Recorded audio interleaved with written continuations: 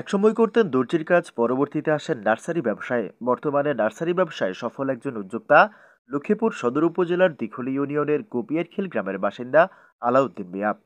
দর্জির কাজে তেমন ভালো করতে না পারায় 25 বছর আগে 30,000 টাকা পুঁজি নিয়ে নার্সারি ব্যবসা শুরু করেন আলাউদ্দিন।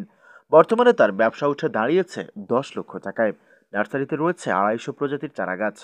লক্ষ্মীপুর সদর উপজেলার মান্দারী দক্ষিণ বাজারের পুরাতন টেক্সটাইল মিল সংলগ্ন এলাকায় অবস্থিত এই নাইম নার্সারি। নার্সারিতে ঢুকতেই এর সম্মুখভাগে সাজানো ফুলের সারি কেড়ে নেবে আপনার মন।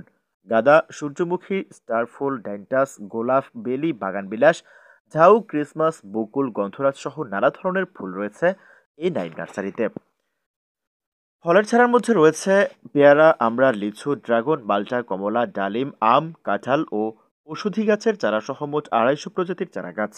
নজর কাড়বে সুন্দর করে সাজানো সারিবদ্ধ সবজির চারা। পলিব্যাগে খুব যত্ন সহকারে চারা রোপণ করেন নার্সারি মালিক আলাউদ্দিন নিজেই। আলাউদ্দিন মিয়ার নিজ হাতের তৈরি চারা কিনতে প্রতিদিন দূর দূরান্ত থেকে ছুটে আসে মানুষ। বর্তমানে তার নার্সারিতে 8 জন শ্রমিক প্রতিদিন কাজ করে।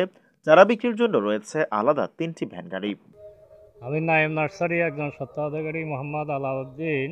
আমার নার্সারি মান্দারী দক্ষিণ বাজার, আমিন বাজার রোড সংলগ্ন।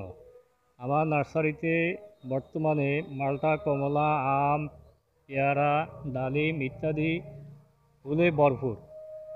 আপনাদের সবার কাছে আকুল আবেদন, সবাই অন্তত একবার আসি দেখে যাবেন। গাছ নেন বা না নেন, অন্তত একবার আসি দেখে যাবেন।